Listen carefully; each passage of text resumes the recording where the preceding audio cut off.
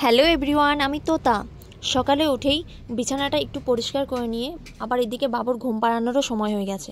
বাবুকে ঘুম পাড়িয়ে নিয়ে ওর ছোট্ট মশারিটাও টানিয়ে দিতে হবে, কারণ আমাদের এখানে এত মশা। ঠান্ডাতে আমরা শুনেছি যে মশা থাকে না, তবুও এত মশা কী করে সেটা বোঝাই যায় না। তারপরে আজ আমি একটু তাড়াতাড়ি স্নান করে নিয়েছি, তারপর পুজোটাও দিয়ে দেবো।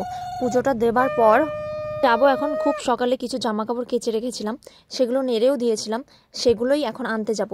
শুকিয়ে গেছে জামা কাপড়গুলো।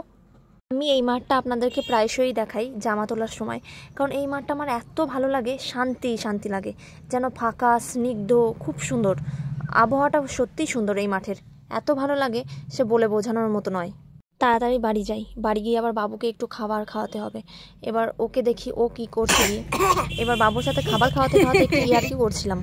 বাবুকে খাইয়ে তা করতে করতে সন্ধ্যাও হয়ে গেছে। এদিকে আপনাদের দাদাভাইও চলে এসছে, ও আবার মোমো এনেছে সাথে করে।